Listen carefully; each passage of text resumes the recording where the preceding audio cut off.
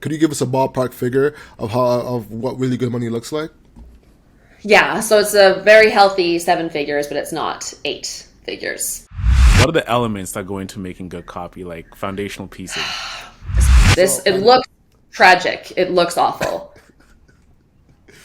That's fine. That's if you get to write copy in your life, you want at least one client like this. Let me just have absolute fun with this. Hello and welcome to Toss Over Everything podcast. This is the podcast where we receive stories, tips, and tactics from entrepreneurs who have done it. If you haven't already, make sure you like and subscribe to the podcast. Make sure you rate us on Apple or on Spotify. Do all that good stuff because it means a big difference to helping the show grow. Today, we have a special guest in the building, a CEO, a founder in the building. And before I even introduce her, I wanted to say something because I think it's actually pretty impactful. When it comes to sales and making money online, there's some skills that are fundamental that you need as an entrepreneur. Some of the skills that once you have them, they are ambidextrous and you can use them wherever you want to actually, create sales and create a system to consistently get sales. So with that being said, that skill is copywriting. Because with copywriting, you're able to craft a story that connects to your customer that results in you getting sales. It's super impactful, no matter which niche or profession you're in. And today we have somebody that specializes in that. She's a professional when it comes to copywriting. So Joanna Wiebe, welcome to the show. How are you? Thank you. I'm stoked to be here. I love hearing people talk about copywriting because then I'm writing down what you're saying. I'm like, next headline for sales page. just take exactly what you said. Thank you. My pleasure. I actually wrote that with that in mind. I'm like, all right, I wonder how that copy would was it okay? It was a banger opener. I love it. Yeah? Yeah. All right, cool. I mean, and what's this ambidextrous skill? You don't Ambidextrous even know what it means. It just sounds so good. You're like, I want whatever that is. I don't even care. Mm-hmm. Right? Like, who doesn't want an ambidextrous skill? I want it. Right? Well, because I might have it too, so that's good. Yeah.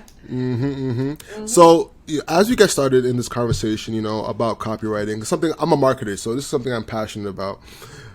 One thing I wanted to do with you is, as an icebreaker between both all of us, is a breakdown, a tear down, if you will, of 3 e-commerce brands.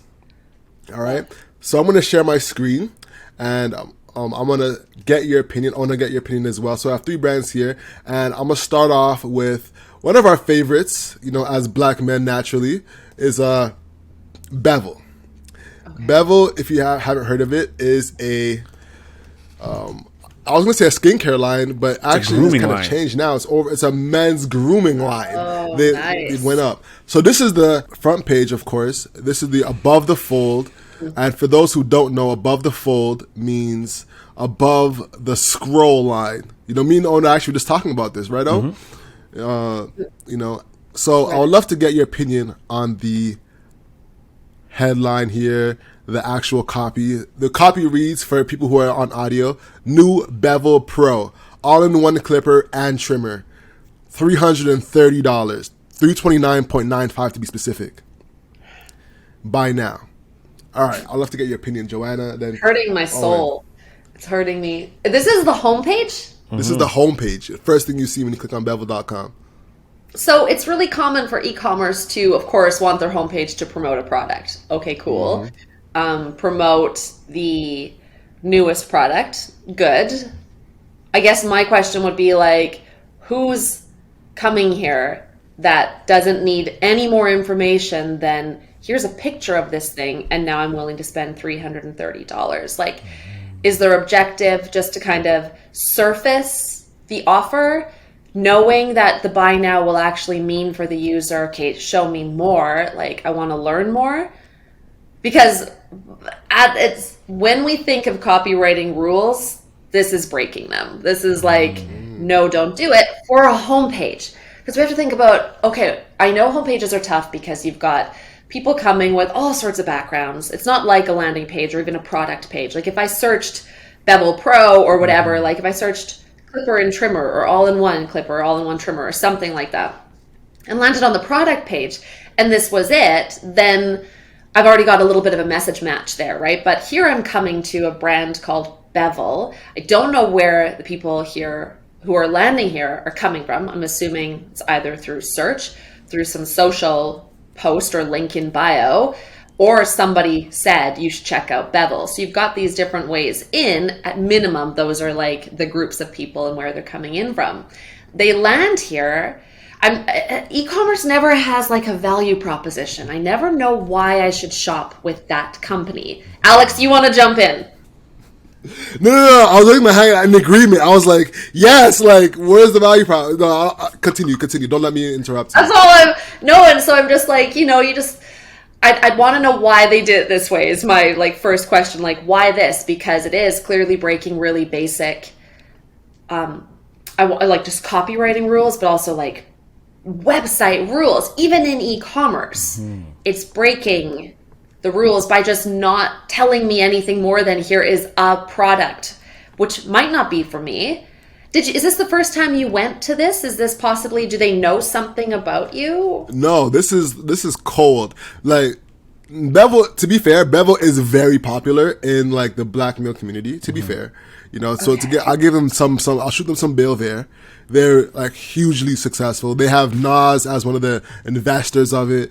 They have a lot of pro athletes promoting it. It's quite popular. So in terms of like netting the people who need to know who Bevel is, it's very popular in that regard, But at the same time, the product itself with this, I feel it's a bit wild. I feel like just jumping into this is a bit crazy. Owen, what do you think, man? You know me, my opinion is going to be a little bit biased because I love the brand and I love this page, to be honest with you, because I've been thinking about buying the trimmer before, like the Bevel Pro 1, right? The first version. This is Bevel Pro 2. So I'm familiar with the product. So when I see this, I'm like, okay, they've added a little timer at the front, quick little text at the bottom right there. Like, I love the page. I actually don't see why you guys hate it so much. Is it because of the black image? I'm not their target. No. I love the giant image. What I'm learning just listening to you talk about this is that Bevel perhaps is using their e-commerce website in a way that's not traditionally common, but it could be that it's working. Traditionally, middle of funnel at least happens on a website. It sounds like top of funnel and middle of funnel are happening in social media for Bevel, like entirely. So they're doing all of the marketing and growth initiatives in social or in like the world where people are talking about this. And then your website becomes entirely bottom of funnel, which has not always been the case, like at all. So it's curious to me that if so much good work is happening, that's driving people here from social, from wherever those spaces are where people are talking about it, maybe this is perfect. But then it's acting as a product detail page. And I'm like, well, why don't you just drive them to a flipping product detail page then? Like, why focus your whole, do they only offer products for a limited time? No. They have beard, they have like body wash, everything. Yeah. So I would say they're making this for a most aware audience, and you don't typically write a homepage for a most aware audience. Yeah. And that's my quote unquote problem with it. Yeah. For me, I'm like, why? Why am I buying this in comparison to anything else? Like, I know Bevel trimmers are specifically made for coarse and curly hair. That's the actual tagline, and that's something that I already know, so I'm aware of that. But the justification for the $330 price range doesn't connect for me personally. I think, as someone, you're way lower in the funnel. You've actually bought a lot of Bevel products. Yep. Do you already know why the trimmer is $300? I do know why it's $300 because the other one was $250, right? And then they came out with the Bevel Pro. So the Bevel 1 was like, all right, but this one, they've added certain features that give you like a more accurate trim. So I gotta confess, like, I've really studied the trimmer. I know all the features and everything. So like when I come to the page, I'm like, okay, they're definitely pushing me towards buying this trimmer. So I mean, as a customer, like I get it. I get why they're doing this. It's just like you should know already from the Bevel 1 that the Bevel Pro 2 is this. So, yeah, I see no issues with it at all. Then it's Interesting. made for somebody who already is an existing Who's customer already an or existing who like, customer. yeah. Yeah. Which again is weird. So where did you learn that, Owen? Where did you learn all of these things that you just said about the I brand? have an account on Bevel, right? So I have an account. So I've studied like the previous trimmer. I follow them on social media. I'm a fan of the entrepreneur, like the founder of the company, and he sells the product like everywhere he goes. So when I come to the website, I'm like, okay, I'm familiar with the trimmer and everything that the company does. Why would it hurt for them to try to take everything you've learned, or a lot of like the most important things you've learned out in this like ecosystem that Bevel's created, and put it on the homepage? Because you, Owen, I think you're gonna like run across hot coals to get to a product that you love, versus they're not really making new people into. And it's a question of whether your e-commerce site is a marketing site or a quote unquote growth site. Is it there to get people to engage with your brand? Like, I saw you on social. Let me hear a bit more about you. I'm going to check this out over here. It's acting like it's there just to move people who already want to buy. That's what it looks like to me. And I feel like that's a wasted opportunity Maybe. for like Alex. Why doesn't Alex should know more things in order to want to buy this, right? And actually be ready to click buy now. Joanna, you know what? They might be like maybe split testing different web pages, right? So like maybe like people searching in Ontario, like Canada, like okay, maybe Alex is familiar with the website, so like that's why when he goes, he's hit with the I know, I Bevel. was But like let's say wondering. if you were to like go or someone else were to go, they hit with like an actual introduction into Bevel. So I went to getbevel.com. Is that the URL? Yeah, Yep, that's it. That's the, the same and thing. it's a bad gateway for me. It's like error code You're 502. lying. Wow. No, I am totally completely not. Tristan, It's like yeah, it knows I'm not a good fit for this. It's like, I don't think you're going to use this clipper, lady. that's hilarious. That's hilarious. Okay. Now, all right. So Anyway, let's move weird. on. But this was really never interesting, know. though. But it's really interesting to see that like we all had three different experiences just looking at this. You know, it really shows the difference in experience you can get from one page. So now Yeah. I want to move on to the next joint. This one is Tabs Chocolate. I'm in. You're in? All right. I want whatever it is. All right. So this is Sounds different, good. though. I was going to throw you for a loop. This is the homepage as Oh. well. This, So, it looks tragic. It looks awful. ooh, all right, break it down. Why does it look awful to you? Oh, damn. What is it doing? One, the font. I get that your logo is in that font, and some marketer or probably the CEO probably fell in love with that font and has made it like the font across the website, to the horror of everybody else on the team. I would argue. I think that most people on their team who are listening are like, yes, Joanna, you were 100% right. We hate that font, but they have to use it everywhere. So there's the font. Then there's the strike through pricing. Who are they targeting? Do you know who they're targeting? All right, so to give people context listening, this chocolate is called Tabs Chocolate, and it is actually sex chocolate, and it is from what I understand, chocolate that makes you, in the mood. It's an It aphrodisiac. gets you there. And on their homepage, this is tabschocolate.com. It goes straight to a product page, like straight to it. This is Why are their people doing homepage, this? and I found it very interesting. And all you see is the product that says sex chocolate, three experiences, 1,000+ reviews, and you can either buy it or not, basically, you know. But then when you scroll down the page, what I find interesting though is that it's filled with user reviews and things of that nature. You know, so that's what I found interesting. Like, I think it's definitely a strategy. And to answer your question, it's blown up on TikTok. It's gone viral socially, and I think that's why they just stick straight to the product page as the homepage.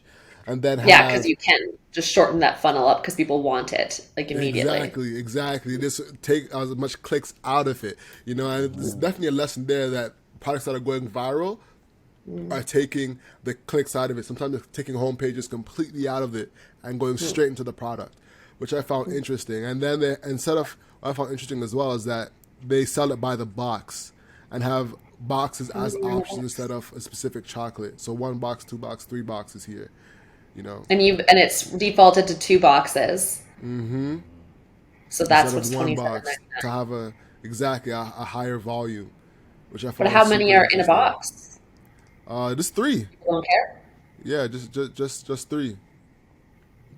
Just 3 in a box. There's what? Yeah, that's it. This is the Wait, box. that's what?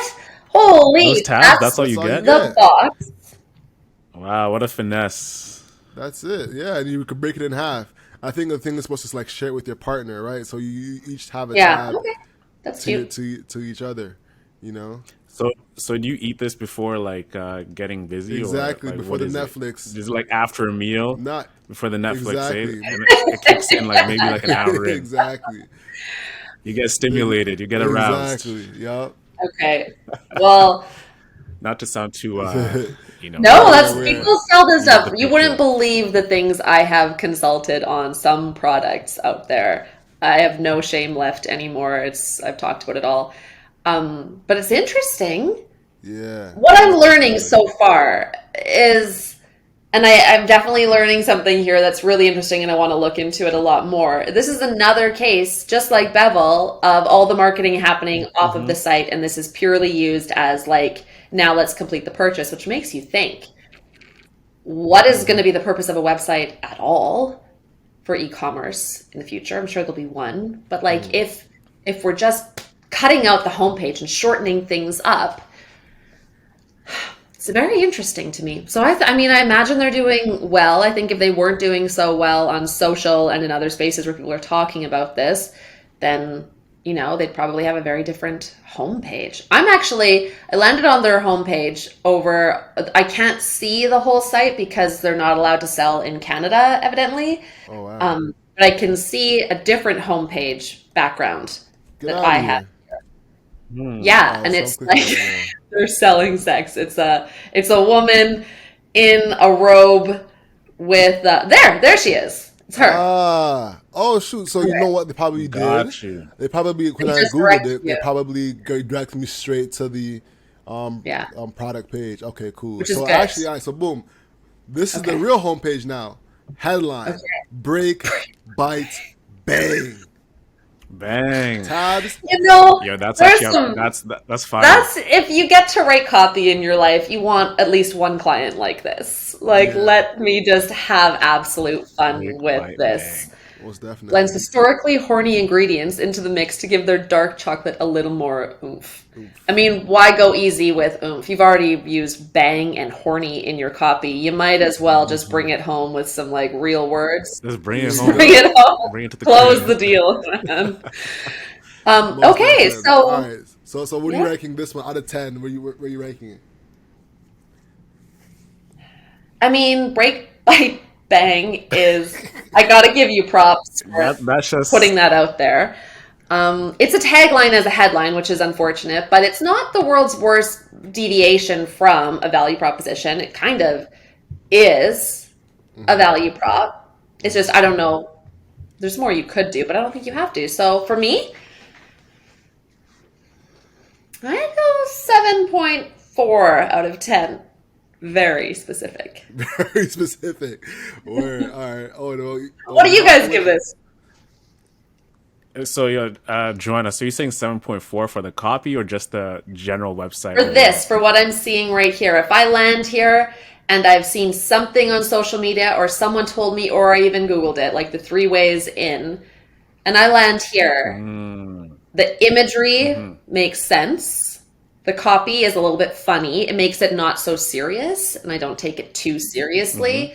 I would do more with the subhead they have there because I feel like they opted out of going all in on the word oomph. They could have done more, but No, and I like that they're not showing all of these like 5 stars and all that crap because increasingly we're seeing that people just totally disregard those since most reviews are fake today. So no, I feel like it'll get you in. It'll make me want to click the shop now button. They might want to change the contrast of the color of the button, but other than that, I think 7.4. You love it. I like it. You know, I'd give it an 8.5. I think that the break bite bang is a Hall of Fame tagline. Like the only thing that's missing, Hall of Fame is hilarious. it belongs. Yeah, keep going. It belongs. It belongs on the charts, right? The one thing I'd add is like add a guy in there, right? Because if I'm seeing this, I'm seeing 2 women. I'm like, okay, is this just like a women's product that they're supposed to eat? Because I know guys can eat this as well. Yeah. So I'm like, okay, where are the dudes? But the guys care about this They're- outcome. I think everybody cares about the woman on the left being the outcome that we're looking for here. So I don't know. And we test women versus men as like imagery across homepage heroes, and no matter who we're targeting, the woman's picture outperforms the man's all the time, every time. Is it because like sex sells? Like that's the most famous line I always hear when it comes to marketing. Is like sex is always selling. I think at least particularly in this case, that's literally what we're selling. Yeah, literally. A good fit here. Yeah. All right, we have one last one, and then we'll get into you. All right, so the last one is one that almost all of us are familiar with, and that is NYX. Are you familiar with NYX? Shout out to the founder. She actually just sold a company. For what? For I think like 100 million or something like that. If I'm not mistaken. That's awesome. Yes. Are you familiar with NYX? Oh yeah, NYX and all of the knockoffs and variations for sure. Yup. Okay. Awesome. So this is the last one, and then we're gonna get into you. So NYX has almost like a more traditional, e-commerce setup. On the image, there's a woman lying down, or not? Let's say lying down. I guess in the posing. It's a pose. Down, it's a pose. Posing. And the words "Revolution Bra." The bra changes everything. The sleekest silhouette, the softest fabric, revolutionary support for A to H cups. Shop bras. Not here. It's very textbook. Like textbook. I mean, I'm not it's excited. I'm not excited about it. Yeah, agreed. It's so textbook. And I don't necessarily believe it. Like all it makes me do is click through, which is okay. Like that's the job isn't to sell it. It is to get me to click through. It's just this bra changes everything. You are not the first person to say this, and it's like this diet changes everything. It's just white noise, like blank changes everything. But does it? Like, is it introducing maybe even a little skepticism where I'm now like, okay, prove it? And my question is, how are women, largely I assume, getting here, or people who identify, getting here? Now, it could be social media, for sure. It could also be like women in your network talking about it. And then you land here. I guess it's like, who is this page for as well? Is this meant to be for somebody who just knows the brand? It feels like it, because otherwise you would lead with the underwear, since that's the reason people are going to be saying, go check out NYX. It's for the underwear, not for the bra. So you land here. Now it's like a bra that quote unquote changes everything. The sleekest silhouette, the softest fabric. Like, yeah, it's not doing anything for me. It's not doing anything. It sounds like a man wrote it. Really? Yeah, that's what I was thinking. I was like, man, it sounds like a dude. Like a dude wrote this, like he knows nothing about it. He's like, what can I say? What can I say about bras? Yeah. It changes everything.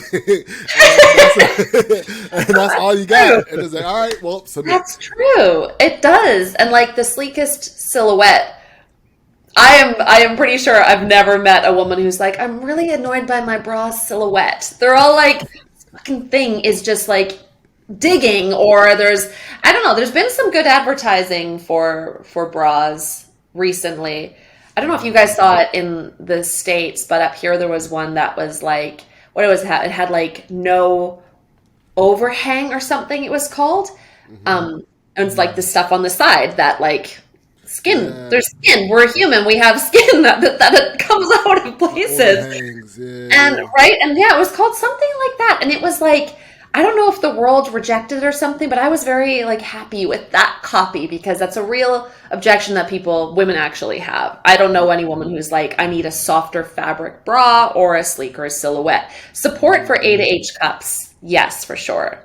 But the other things, yeah, I agree. It just feels like someone who's not in the know wrote it.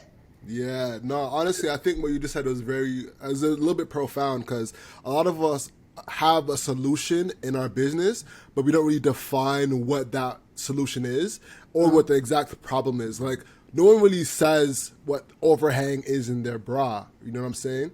Yeah. But then just have it and like, oh, that sucks. Like you know, they don't really define what the overhang is. Like, well, until you read overhang, like, oh yeah, that's what it is.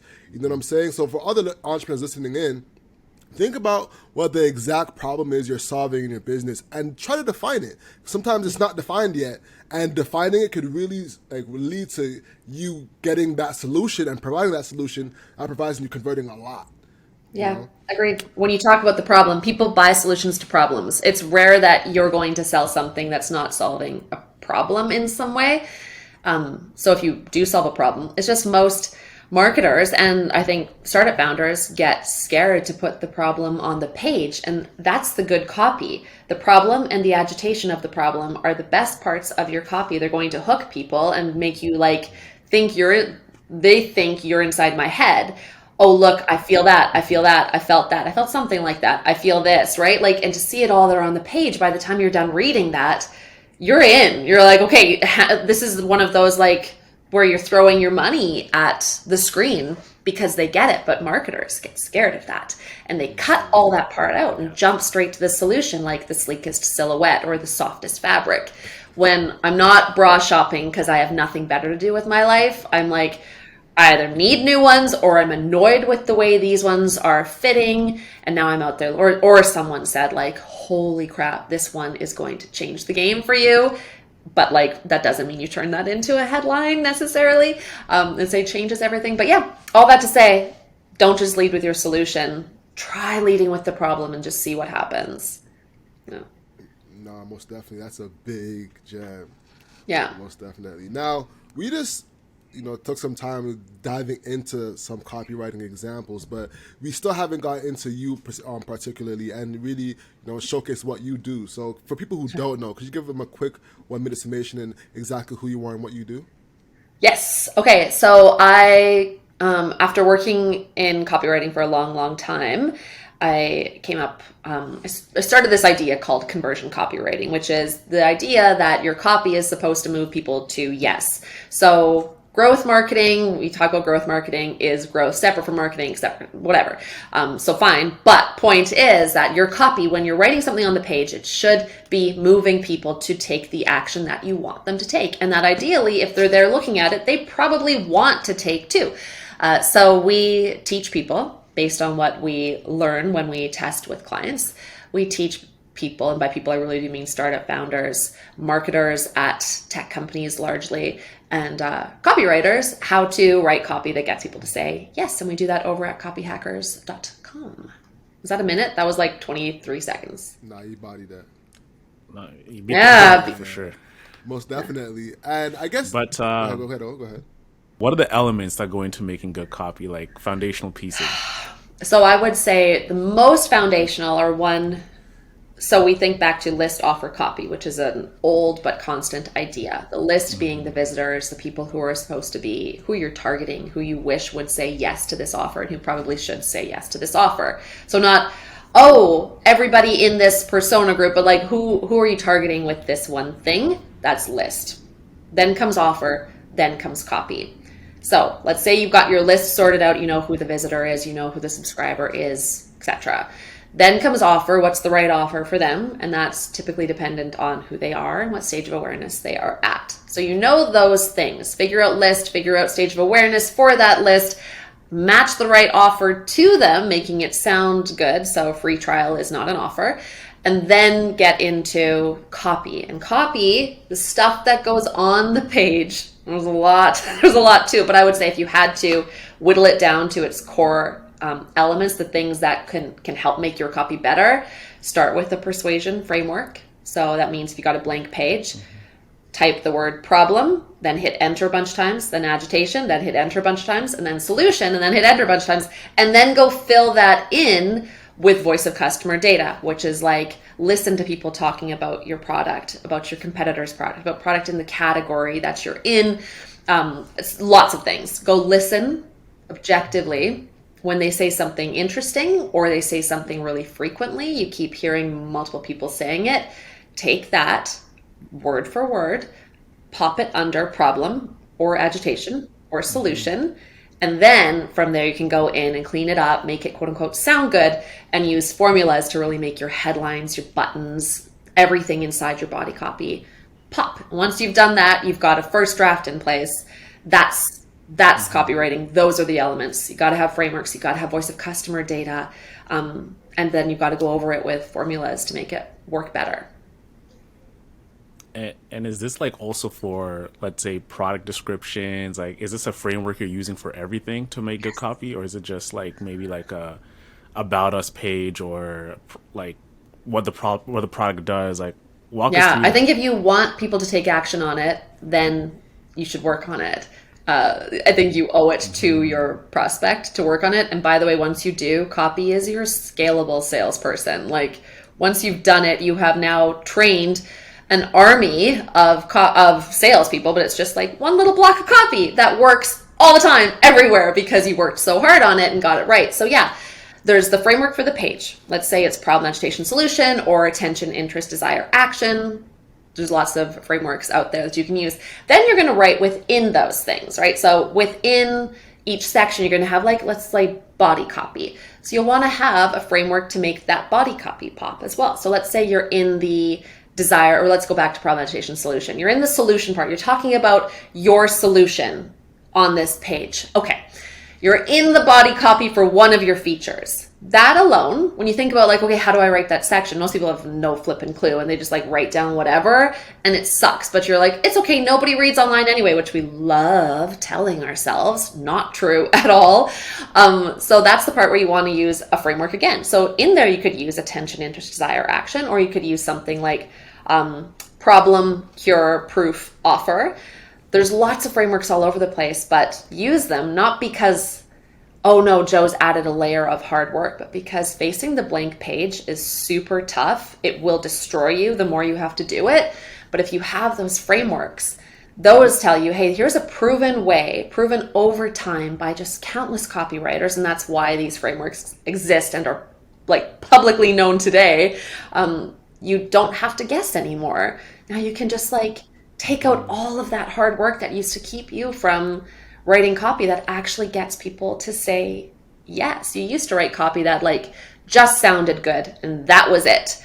And then, you convert 1 or 2%. But when we're talking about actually moving people like en masse to do something, use a framework at every level and use a formula further down. So if you're writing a crosshead or a subhead or a button, all of this can be made better and done faster by using a formula or a framework, depending on the job. Big gems. Like that was like a bomb drop. Now, one thing you kind of walk through, and I think it might have gone over people's heads, was the IDA model: attention, interest, desire, action. I want to have that in people's minds just so they can have that as a cookie, a little takeaway that they can put in their back pocket and keep with them as they go into their marketing worlds as entrepreneurs. So that's attention, interest, desire, action. Could you break down real quick why that's the model? That's one good framework to use. Yeah. Oh, for sure. Yeah, exactly. So attention is where you capture their attention, of course, right? So that can be a good hook.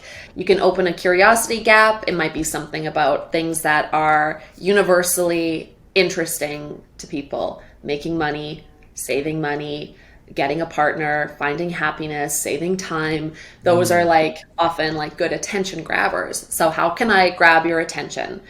And I know it's easy, just like any tool, you can use it wrong and really like obviously if you're not selling Tabs chocolate, like go easy on the attention with sex thing. Okay. Like there's other ways to grab people's attention, but get their attention. And then you want to build on that. So once you've like captured their attention with a good headline, good subject line, let's say in email, a headline in ads, or like an image with a good little line of copy on it in like a TikTok ad you might put together or something. Then you want to build on that. So how do you convert their attention into now real interest? So I might have heard how you made $600,000 doing X. Now, but my skepticism kicks in, couldn't possibly be right for me, etc. And that's where you build the interest for me. Like, okay, it can work for you. Here's how it worked for others. And then you turn that interest. Okay, now I'm interested. This could actually work for me. But now what's keeping me away from that is I don't actually see how that will fit in my life. Once you can show me that and build that desire, which is the goal of marketing overall, is to grab attention, turn it into interest, and then get that desire just like amped right up. Once you get that desire in place, desire for how it will live in my life, desire for the outcomes that I can expect to have, then you got to close the deal. And that's where action comes in. And that's not as simple as putting a call to action in there. Yes, a call to action exists in this part of your copy, but it's really about, this is the part where you overcome those like last minute anxieties that are keeping me from saying yes. Money back guarantees. So I might order this Tabs chocolate. Does it work for my partner, or is it just for the woman in the relationship? Answer these questions if you haven't already, like the closers. What do I really need to know to hit order on this now? Offer optimization is what comes into play here. So when we were thinking about list offer copy, offer that you are working on gets, pushed down and really amplified in the action section. So I know you've got my attention, piqued my interest, and now I desire this in my life. Close me. This is a really important part. And if you work on it, it actually pays off. Like, copy is such a measurable thing. So if you work on that action part of it, then you can really close actual sales instead of just having a shop now button. What else do you need around that? How else can you get people to click the button? And sometimes, and there's so many different things we could talk about to get people to do this, but it's important to start by just thinking about it and making sure that you're covering your bases with attention, interest, desire, action, or whatever framework you decide to use. Go ahead, O. Lots to do. What are some best practices like for integrating numbers into your copy? Because like all this is like, okay, we can write the most amazing sentences, but numbers play a big part in that conversion. So like, where do you see numbers fitting into like the whole copy? Yeah, that's interesting. World? So an actual numeral on the page, the letter, the actual like number one, the number two, not spelled out, but like the actual numeral is one of those great symbols when you're thinking of just like how people pay attention to things. Our busy little brains are busy scanning to see what might be the easiest thing to consume. So this cognitive fluency thing, it's a really important part of getting people to say yes, is make things seem easy. So when you put a numeral on the page, that gives your brain something to land on, just like an exclamation point can. Any symbols like an ampersand, all caps can go a long way here, or just a capitalized word. And so numerals are a great thing to add in basically during the editing process. But what we're talking about otherwise with numbers, I think what you're talking about, Owen, is getting into like proof. Is that where you're going with numbers? Yeah, proof, like, because we see numbers all the time, right? But sometimes I see some brands overdo it. Like the number one trusted product in the market, top 10 in so and so and so. I'm like, okay, you've already validated yourself enough. Like, okay, let's get into it. Yeah. So is there like, are you doing too much? Are you doing too little? Like, what is that sweet spot that you need to have to really get me to like press that buy button? For me, when I see the world's best or number one or whatever, I often think you are being a marketer. And that's one of the biggest things that we need to work against as marketers, is sounding like marketers. Like, the only person in the room who really cares that you're the number one X in the world is you and your CEO. Like, stop patting yourselves on the back, do a press release and shut up. Like, you don't need to really keep going on about it. So to me, it feels lazy when I see that as a headline. Now, if it's something that's truly remarkable to your prospect, I don't know who that would be. I don't know who would be like, I'm only looking for the world's best X, like the world's number one top selling. I I can't imagine who that is where there wouldn't be a more compelling message for that person, and then you would subordinate like the number one in the world, subordinate that instead of leading with it. So for me, and this is based on experience too, and working with companies, that when something good does happen, we're like, oh, look, we like beat out the competitor by 1% this quarter. Let's put it on our headline on our homepage as like the world's best accounting software or the world's most favorite accounting software. And then it's because they don't have anything better to say. Sadly, they're not listening to their customers in the first place. So that's my take on it. I don't know if it's helpful to anybody, but I'd lean away from it because you can do better than that. Yeah.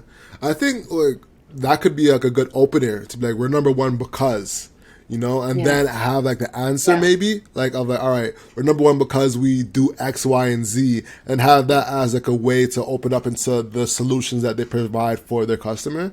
Maybe that could be like a methodology. But yeah, I agree. When I hear number one or but us two, we see behind the curtain a lot, so we know that when people are saying they're the number one, they're usually saying something else completely.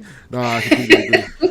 Or they're the same as everybody else too, right? Like everyone, you can have, for example, you brought the let's say software like CRM. Like all CRMs are the same. Like what makes you number one? Like there's no CRM rankings, right? No. Like top of the chart rankings. Like okay, HubSpot, Salesforce, they do the same thing. What makes you better? Like, so I just like shake my head or I roll my eyes when I see that type of copy, especially when I'm like, okay, tell me the features and let's move on. Like that's what tell me what I'm going to get out of it. Tell me that it's right for me in my unique case. All of those kinds of things. Like one of the biggest questions people have is, am I in the right place? And so just purely, and that's why a value proposition goes so far. And if you can open the value prop with a little eyebrow copy that's like targets that group. So if you're trying to target email marketers or like small business marketers, then you can put that in as eyebrow copy right above the headline, like small business marketers, and then give your value prop. Now I know, yes, I'm in the right place. This is actually a solution that's going to be good for me instead of it's the world's best email marketing software because we sold 3 more units than somebody else did this quarter. And now we're allowed to say that according to legal. Yeah. So I'd like to pivot the conversation a bit to something that I found very interesting. Like I saw something that you've done that I'd never seen anybody else do with an online business, and that was have credits. In one of your past businesses, I know you mentioned in past interviews that you had a business where you would have credits that people would purchase, and that was like scaling like crazy. Could you walk us through what that was and just like that model? I think it's so really interesting to people. Yeah. So it was called Snap Copy, and we actually, it's still operating. We just don't run it anymore. But it's called Snap Copy. What it was what we were doing is we had heard from people, enough people to go like, let's do something here, that they just wanted quick feedback on their copy. So again, we started out on Hacker News. Like that's where Copy Hackers was born. And so we've been working with startups for the last 11 years since, even before that, because we launched on Hacker News, but we were working with the community prior to that. Now I'm thinking about our background. Sorry. So we went through having all of this, these people saying, hey, can you write these ebooks for us? And that's how we started. And then it was like, okay, well, I've learned from your ebooks, but now I want feedback on how my copy is. Like, is it actually working? What should we be doing differently? And so we can't just consult with everybody, right? So we were like, well, let's do this productized service where we'll review and make better your email or your Facebook ad or your landing page or whatever that might be. But because there's so many different things that you can do and different lengths of if I am supposed to review your sales page, a sales page for e-commerce is 400 words for a long one. A sales page for founder, a long form sales page is going to be 10,000 words in some cases. And so you can't just hit buy now on sales page review or my life gets really shitty right this second because I have to review such long copy, or it gets really good if I only have to review the short one. So we had this credit system where you could spend $2,000, get 20 credits. and then use those credits in different ways towards different things. So you might say, okay, Joe, I have an email that drives to a sales page. I want you to review both. What this did require was that you interact with us. So you buy the credits and then say, okay, here's what I want you to do. How many credits is this? So we would like direct quote, but that's largely because we just didn't, it was an experiment in this whole crediting thing to see. So if we had stuck with it, we'd probably end up building a system that you would then better assign, like more easily guess at what those credits were worth. But that was the whole idea. And what was really good about it is you buy a bunch of credits up front and then you use them over time. And what's good for us is it brings in cash up front so that we could recruit freelancers and then even invest in training them. And then they can do the work over time, but we have the upfront investment. So it was good for cash flow, really like a good way to do it versus just like hit buy now, spend $200 to get your email reviewed. Great, we have $200. We give half of that to a freelancer. There's not really a lot there that we can do. We're not buying ourselves much time is what it comes down to versus buying credits where it worked out really well. Yeah. But then we had some copywriter friends who wanted to take it over from me. And so I was down to let them. And so they did. Wow. So did you sell it to them? No, they were in my mastermind. I didn't want to do it anymore. And so I just said, like, you can have this business. And I kept all the money that was still in the bank account from it, right? And so they had to start from zero and go from there. But there weren't like many outstanding credits or anything like that. I think we had that actually all sorted out. But no, and then that could just be out of just like pure ignorance, right? Like I'm a copywriter who loves startups, but that doesn't mean that I'm like some, whiz kid about selling your business. I probably could have sold it properly, but I didn't. And I'm okay with that because I have a really good relationship with those two and they're awesome and doing cool things. So, yeah. Nah, that's different. I've never heard about that before. Like this, like, all right, well, I'll take the money now and take it. It's all yours. All right, that's interesting.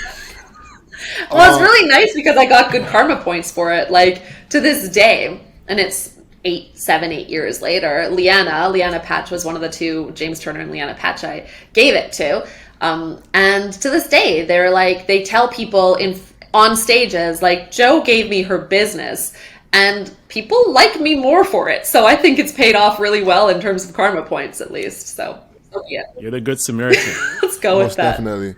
And with that actually in mind is something that you brought up in our pre-call that I thought was very interesting, that you don't want to build a huge business.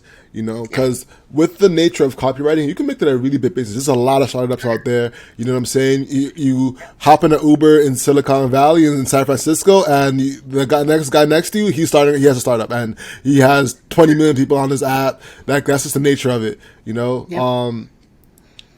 Now that could easily scale, but you choose not to. Why? I mostly choose not to. So the core of our business, copyhackers.com, is online training. That's what we do. If anybody in online training knows, it's like a high margin business. Like you can make really good, if you're good at launches and you're good at writing copy, you can make really good money. And so we do. And so then it's like, well, I've gone through these phases, right, where I'm like, okay, let's scale this big. Let's like bring on all these people and do all of this stuff. I don't enjoy it. I don't enjoy all the people management. Even if it's like, well, we've brought in layers, like we'll bring in an ops person and a salesperson and this, and then they'll protect you from all of the people management duties below, but then I have to people manage them. I have learned I do not want to be a people manager. So we currently have a flat organization. I know that can mean that someone might get lost in the shuffle and need more attention, but there wasn't like a mechanism in place. I'm actually okay with that risk right now. I know that might sound crazy, but I hate one-on-ones. I hate being in one-on-ones. I know some people like them. So much pressure, What's that? eh? When you're in one-on-ones, so much pressure. And like nothing good ever really, like I've never had a productive one-on-one where I've been like, thank God we had that one-on-one. Like it's mostly just it's always anxiety. Right? I don't like them. And I don't find people do. And if someone on my team was like, Joe, we need a one-on-one, I would have a one-on-one with you. And if it felt like I was like something's going on with Jessica, then I would like reach out to Jessica and say like, let's just hop on a call quickly. So we have a nice flat org, and we have all the vacation time in the world. We make lots of money, and I'm like, I don't know that I need to grow it. So we went from having a growing team to scaling back dramatically. Now, the people that we took out of that team, I did actually move over to an agency. So they're not gone, and there is the side of the business that is, as you say, like there's so many startups in the world and so many funded startups. I know funding is a little bit challenging right now, but there's so many startups who are like, let's double down and actually grow this thing. We've got product market fit. Now comes the part where we like scale hard, and you need great messaging for that. You need it across your emails. That's what our agency focuses on is emails, because they're the cash machine for businesses. And they're an owned channel. You own it, unlike ads and all that kind of stuff. Which, okay, fine, but dear God. So yeah, all that to say, the copyhackers.com side of the business, I don't want to grow into anything bigger, like a bigger team than we have. I'm happy with it. We have a good team. We have good agencies that we work with that keep things going really nicely. The agency side of the business, however, is still exciting to me. And I do see it, like you said, Alex, as like a big opportunity because there's so much need. So I might not be 100% out of growing a team. In fact, I know that I'm not, because we have multiple job recs that are like sitting there about to go out next week. So it'll get bigger. But the .com, like the online training side of it won't get bigger. It just makes good money. Just makes really good money, and you don't really have to do anything more than just make some money and enjoy your life. Mm-hmm. When you say really good money, like ballpark, like sorry to cut you off, ballpark. When you say really big, like really good money, well, could you give us a ballpark figure of what really good money looks like? Yeah, so it's a very healthy 7 figures, but it's not 8 figures. Mm-hmm. So I don't know if that's helpful, but like we can do a launch on Black Friday, and like you make $1 million or $2 million with like, if you get your offer right at the right time, then you can do really good money really quickly. And if you have a team of 6 people, like the profit it's just really there. And I know that people love selling courses, like the idea of a course, like make your own course and write your own check. And it's not that easy. I've been doing it for 11 years. So we've got systems in place. We've built up a brand. We've established some things, but and then there comes a point at which you say like, well, maybe we could scale it more if we added a bunch of people in, and we've got the money in the business to do it. That's why I've hired people before. It's like, okay, we can afford to hire a bunch of people. Let's try it. And then it's like, no, it's not working. It's just not. So yeah, I don't know but for me with a team of 6 to make a healthy 7 figures, I don't need it to get to 8. If it gets to 8, cool. But like, I've already got, retirement covered whenever you want to, right? Like, just like you can turn it off tomorrow and just chill for the rest of your life. But like, I don't have to, because it's a really nice, fun business. I get to talk to people like you. Like, it's awesome. Like, my life is pretty solid. So I don't think adding 20 more people to the team would make me any happier, or I don't even know about the richer part. I don't really care about that part that much, which makes me maybe not a very good hustler. I'm a good hustler, but I think I get out there and do what I need to do. But yeah, then once you've done it, then you can kind of maybe chill a bit. Is my take. Yeah. You brought up something interesting, like with the emails, right? And I want to have like a 2-pronged side of this, right? There's like a personal side email, because like we all write outreach emails to people we want to like book a meeting with. Maybe it's like some like high exec. And then you have like sales emails, right? Like where you're trying to convert them into purchasing customers. Like, hey, I have like this sweater for sale, right? So let's start with like the sales, like outreach emails, and you're writing copy. Like, how do you write a great email to someone you want to like get their attention and like book a meeting with? So, I mean, I myself have done outreach emails, but I don't do them that often. That's why we have somebody in our program who teaches that. So I don't. What I can say is when I have done them, and this is largely for, like, if I think about doing them for clients, okay, so doing cold outreach, tragically, the things that work, the things that don't scale, right? So everybody wants to believe that there's a template out there where you could just like send template, people react like crazy.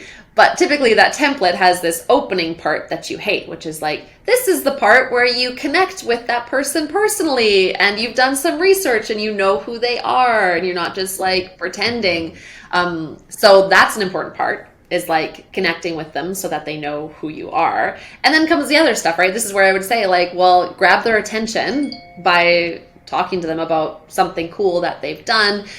Naturally, there's always the how, right? Because it's easy to say connect with them, but it comes off so cheesy if you do it wrong. Like such a flag to the person on the other end who's like, why did you even bother researching me? Clearly you've wasted time on this because like you don't actually care about me, you don't like me. You're not like, oh, great work at Copy Hackers. Here's something I can sell you. Like it's hard because you can smell this stuff a mile away in most cases. Execs can, anybody who's in that level, in that role. But if you can connect personally and if it can feel real, then from there, just match like what that goal is. What's that next goal? And it shouldn't be come by this. It should be like, hey, let's hop on a call if you're talking to an exec, or hit me back with a yes if you want to hear more. You don't have to do anything else. Like make that yes really, really easy. That's like a make it easy to buy is a really old adage in sales. And that's like fill in the form for somebody. Like just do all of the things that make it easy to buy. And so if you want someone to answer yes, just say hit reply and type in why, and I'll take it from there. So keeping that ask really simple versus like a sales email for SaaS. That's going to be a very different thing, and it's going to happen over a period of time. Now, there are some people who say every email should sell. I haven't seen evidence that that's the best way to do it, but I can see someone making an argument for it because you've only got so much time in an inbox. You've got like 3 days max from that like day zero trigger, that like initial thing that made someone say yes to hearing from you, max 3 days. And that means like you're already in serious drop-off mode. After day zero, numbers already going down. By day 4, forget about it. You have to find a new way to get them to engage because they don't, unless the sales cycle is extraordinarily long, blah, blah, blah. But in most cases, they don't actually care about you after day 4. So what are you going to do in that 3-day window to get them to care? And do you wait until day 3 to sell? But then you've just risked all of that initial traffic that you could, like that initial interest on day 0, day 1, day 2 even. So you do have to get selling in there sooner, or you have to at least make that sell to get them to engage with some other piece of content that can then trigger a whole new day 0 sequence. So I don't know if that's terribly helpful there, but just I think the takeaway is when you have their attention, don't give it up accidentally. Make sure like you're closing them or you're getting them to do something else, and don't fall into this thing. Like be intentional about it. Win or lose them intentionally. No, that's a big gem. Working towards wrapping up, thank you for coming on once again. Where can people find you? Copyhackers.com. Our agency is boxcard.agency, but copyhackers.com is the absolute best place to get us. On Twitter @copyhackers, and we have a YouTube channel for lots of free tutorials and things over. Just search Copyhackers on YouTube, or it's just /copyhackers at some point. Most definitely. With that being said, ladies and gentlemen, the hustle is what you can control. So control your grind and control your life. I'm Alex. And I'm Owen Osinde. And I'm Joe. She almost got it. She got it. Exactly. That's the point. You must have thrown yourself in there. You go for it. All right. I was like, I'll just be part of this cool crew now. I'm exactly. All right, y'all. That's the show. Peace. Awesome. Have a great week, everyone. Peace. Awesome.